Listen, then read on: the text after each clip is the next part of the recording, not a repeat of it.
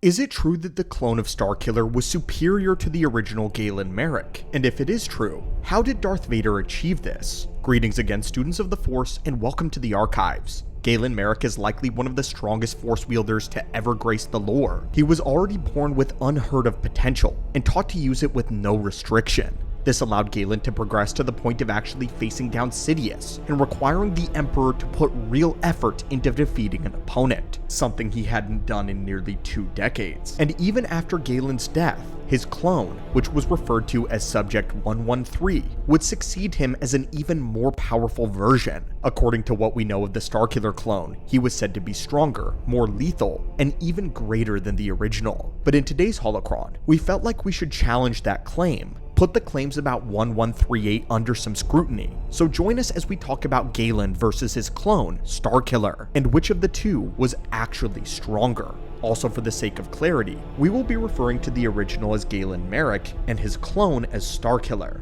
First off, we did want to establish that it is confirmed through multiple sources in lore that the clone of Galen Marek was engineered to be stronger than the original. The Prima Guide to the Force Unleashed 2 states Vader went through several failed attempts to create a subject that was stronger than the original apprentice. Sam Witwer, the actor behind Galen and Starkiller, stated in Star Wars Insider 118 that Starkiller was more lethal than the original. Most importantly, the writer of the Force Unleashed novelizations, Sean Williams, said in Star Wars Insider 120 that he was excited to write a story about Starkiller coming back even stronger than he was before, calling the clone deadlier. The reason we bring this up is we want to make sure that we're not just making erroneous assumptions here at the Archives, but the scrutiny we're bringing today doesn't have anything to do with comparing their strength, as it's clear that potential-wise that Starkiller is far stronger than Galen Marek, but we wanted to figure out which of the two of them is better. Starkiller is obviously stronger, but which of the two of them was the better Sith apprentice? What if we didn't just include raw power, but refinement and control? And that all begins with comparing their origins. The origins of Galen Marek are legendary.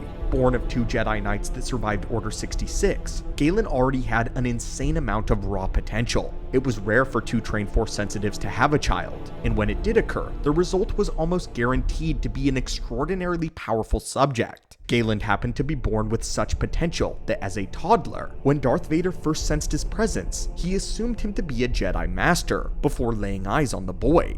After taking the boy in secret, Darth Vader became obsessed with unlocking every facet of his potential. It was said that Starkiller is the negative of Luke Skywalker. Both are hot-headed, naive, and incredibly powerful, and have the potential to overthrow the Emperor. But Luke has great strength of character and determination due to the guidance and loyalty of his friends and mentors. Galen is the negative of Luke, raised in isolation, and while the Jedi use the Force with care and respect, he was taught to test the Force's limit, to crave power through it. Vader continued to test Galen's limits more and more, causing him to progress to unprecedented levels of power. He was fascinated by Galen's power, perhaps reminding him of what he could have had as Anakin. The result was an apprentice that always used the Force to the most extreme. We had a discussion recently talking about the training of Galen and what made him the most deadly Force wielder of his era. But needless to say, his training was nothing less than inhumane torture and a daily fight for his life. A fight for survival. Vader had invested so much time in Galen's training that he didn't want to call it all a waste simply because his apprentice had gone rogue or died. On Kamino, he went through several failed cloning experiments, attempting to create a version of Starkiller that would be more obedient. He used the techniques of the Kaminoans, the ones that they had used for the clones of Jango, to make them more susceptible to suggestion. But Force sensitivity throws a wrench in all of the cloning processes. It quite literally takes a miracle of a Force sensitive to be successfully cloned. Midichlorians cause a lot of problems in the replication process, which usually causes them to become unstable very quickly. This issue is exaggerated with Galen's insane midichlorian count as well. But finally, the stars aligned. A single clone made it past the incubation stage, and early training stages as well. Subject 1138, the successor to the original Galen Marek. Vader had gotten to see the original fight against both himself and his master, defeating him, but falling just shy of Palpatine's power.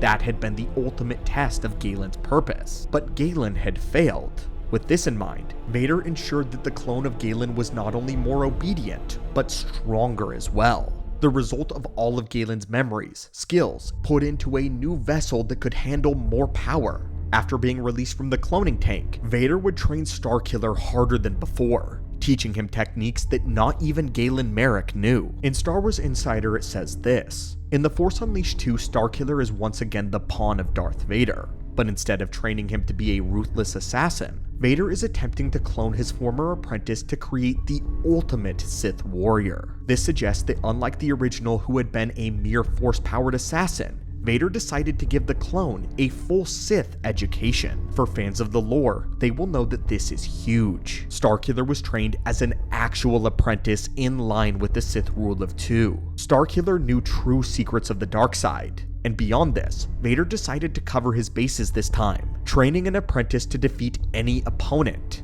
except for himself. Starkiller realizes this in the novelization. He understands that all the duels, all the tests, all the torturous mind games that he had to survive, that Vader had put him up against everybody, except for Vader himself.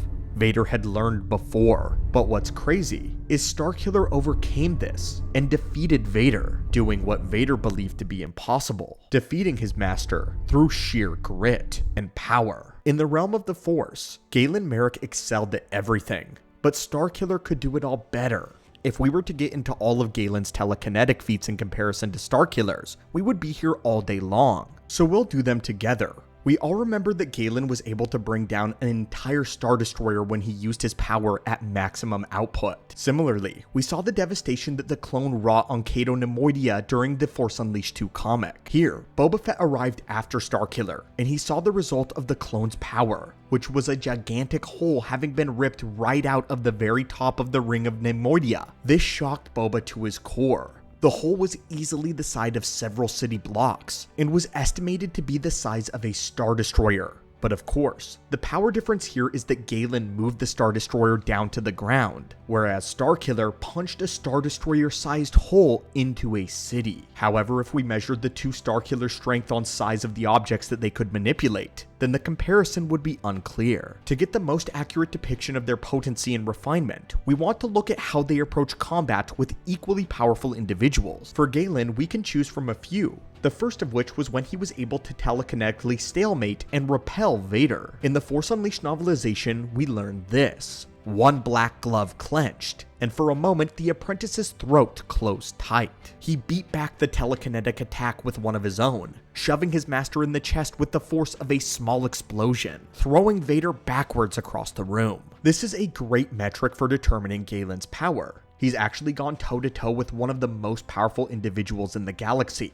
This goes beyond just defeating him in combat outright, we believe. Galen overpowered Lord Vader in a direct contest of force strength. And then, Galen was able to contend against the full power of Sidious's Force Lightning for a short period of time, though he did eventually become overwhelmed and die to Sidious's power. Our best comparison to these moments was when Starkiller faced a legion of other clones of Galen that were imperfect. His brethren were all released from their tubes and sent to stop him by Vader. This is what the novel says. He sought strength from within himself and pushed outward with all of his might. Clones went flying. The empty tubes from which they had emerged shattered into millions of pieces. Platforms buckled and fell with reverberant crashes. The interior of the cloning tower rang as though struck with a giant hammer. Every muscle in his body shook with the effort of it. The echoes faded, and he felt a peculiar kind of quiet descend.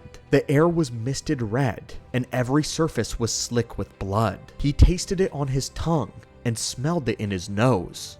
It was his blood, a veritable ocean of it. In the ultimate visual guide for The Force Unleashed 2, we learned that all of the Galen clones possessed the genetic host's fighting skills and his force abilities, but that none of the clones possessed his memory. This meant that Starkiller didn't just kill a room of extremely powerful force wielders. He killed a room of force wielders with some of the greatest potential that the galaxy has ever seen. These clones were all very much inexperienced, but it still is worth noting here. The power of Starkiller's clone doesn't just exceed that of the original, but it totally eclipses it. But as far as we know, raw destructive power is not everything. We wanted to get into the actual refinement of their power and a complete understanding of the Force. To measure their understanding, we are going to use the realm of Force senses. How aware are they of the galaxy around them? Can they search through the Force for the presences of individual people? Does the Force whisper to them actively? What's incredible about Galen Marek is he was able to sense the presence of almost anyone he desired if he was in a state of meditation. When close enough, Galen was able to feel the presences of his targets, Rom Koda aboard his ship. But an even more impressive feat is when he was able to sense Shock T on Felucia. Keep in mind that at this point, Felucia had become a light side nexus, meaning it was extremely potent with energy. Despite it being light side oriented and therefore hindering Galen, he was able to find exactly where Shock T was from the planet's orbit. And after he trained with Rom Koda in the ways of the Jedi Order, Galen left behind his path in the dark side and embraced the light. He still had an immense power as always, but he could focus it through the discipline of a Jedi. This gave him a full understanding of the Force as a whole, and because of this, Galen could sense the presences of all of the senators aboard the Death Star, despite none of them being Force sensitive, which have a weaker signature. This makes them more difficult to locate, but Galen found them extremely easily, and when the lives of all of his friends were at stake, he gave himself fully to the Force and briefly achieved oneness with it, an accomplishment only granted to two others, Luke Skywalker and Jacen Solo. This is what the novel For the Force Unleashed says about this moment. The apprentice cried out, dropping his defenses to strike one last time at the Imperials. Energy surged through him. He felt as though a star had blazed to life within his chest. Driven by concern for his friends rather than himself, he embraced the Force completely, utterly, and was rewarded with strength that made his efforts with the dark side look like those of a child. His nerves were on fire. Streams of light radiated from his skin. His bones glowed like radiant lava. The fact that Galen Marek achieved this, especially having limited training as a Jedi, is absolutely insane. But we expected that from him. But now, to the clone Starkiller. The clone had all of the memories of Galen Marek, and would have retained the lessons that he learned from that previous life. But of course, now upgraded. Unlike the original, Starkiller could sense anyone he wanted to in the entirety of the galaxy. You heard that correctly. After he left Kamino, he opened his mind into the sea of the Force, and he was able to sense and hear the voices. He could even sense the heartbeats of everyone in the galaxy. He then sorted through all of them to find Rom Koda, all the way on Cato Neimoidia. Through his vision, he saw Rom Koda fighting in an arena against beasts, and tracked him down with only this. In space from Kamino, which again is technically in a separate, smaller galaxy hovering just above the main galaxy, Starkiller could sense Rom Koda all the way on Cato Neimoidia, which is a core world. This appeared to require little effort, and he would do the same thing later to find Juno Eclipse. When finding Juno, he didn't just look at what she was doing presently, but he could also sense what led up to her disappearance in the past. This is the form of Force visions which was the power of the original Galen Marek, one that he learned when he embraced the light side. However, the one thing that Starkiller did not do was he never achieved oneness with the Force, arguably Galen Marek's greatest feat. Originally, we had it in mind that while Starkiller was astronomically more powerful than Galen, that Galen had much better control and understanding of the Force. But now we think that we could have been wrong. The clone retained all of his memories and his lessons. Not only this, but Starkiller learned much more about himself by going on a journey of self-discovery. He didn't act like the fact that he was a clone, but did what he could to fulfill the life as a genetic host. He went to Dagobah, experienced his own visions in the Dark Side Cave. He even met and spoke with Yoda. And though of course Starkiller was terrified of the Grandmaster in that moment, and attempted to leave as quick as possible, he still went on a journey of discovery. This was because the Dark Side Cave was so potent with the power of evil that not even Starkiller could handle it, and yet Yoda was sat right next to the cave without being affected by it at all. In the clone Starkiller's mind, that meant one of two things. Either Yoda was so corrupted and maddeningly evil that he was beyond even the Emperor, or that Yoda was so incredibly powerful in the light side of the Force that he had authority over the dark side on Dagobah. Either option was too terrifying for Starkiller to remain in Yoda's presence though, and he left immediately. That doesn't really have to do with the topic at hand though, that's just one of my favorite parts of the two novels. But going on, while Galen Marek was meant to be the direct negative of Luke Skywalker, he learned his lessons about caring for others and and focusing on his grandiose power and mastering it through discipline and love. This allowed Galen to achieve a state of oneness before giving his life for his friends, and there is no greater sacrifice than that. Lord Vader attempted to create an obedient clone of that man, believing that with more power, subservience, and a true education of a Sith Lord, Starkiller would be the perfect weapon, the ultimate Sith warrior. However, Vader did not account for the memories of Starkiller and Juno, the memories he had of Rom Koda, of all the others of the rebellion. Vader could not clone the rebel out of Starkiller. Starkiller was a clone, a recreation, a fake, but his feelings for his friends were real. He was the same man that achieved oneness, but now in a more capable, stronger body. Those memories of love became real love, and the line between Galen Marek and Subject 1138 blurred into nothingness. Starkiller was so close to the original that Rom Koda dubiously suspected that the clone was not a clone at all. In the Force, Rom Koda saw Starkiller and Galen Marek as the same man. To Koda, he said that Starkiller was not a clone, but perhaps the original given new life somehow. But what does this mean for our video today? The answer is yes. The clone Starkiller is better than Galen Marek, but not because he's stronger in the Force, more deadly in combat, or because he can hear his master's heartbeat from a galaxy away. That is because Starkiller got to complete the emotional path that Galen Marek never did. Picking up where the original was robbed, the clone carried on the memories and lessons of that previous life. Galen Marek was rewarded for his sacrifice by being spiritually resurrected with the raw power to protect those that he cared for. Or at least, that's what Rom Koda would tell you. But fellow students of the Force, that concludes our evaluation. It seems our approach was flawed from the beginning. Comparing Starkiller's clone to the original is the same as comparing Episode 2 Anakin to Episode 3 Anakin. They're the same person, just different versions from different periods of time. Or at least you can look at it like that if you choose. But what do you think? Do we have it all wrong? Does Koda have it wrong? Is Galen Marek inferior to Starkiller, his clone? Or spiritually, mentally, are they one and the same? Or was Lord Vader correct? Is he merely a clone, a tool for the Sith Lord? We would love to hear your thoughts down below. And as always, may the Force be with you.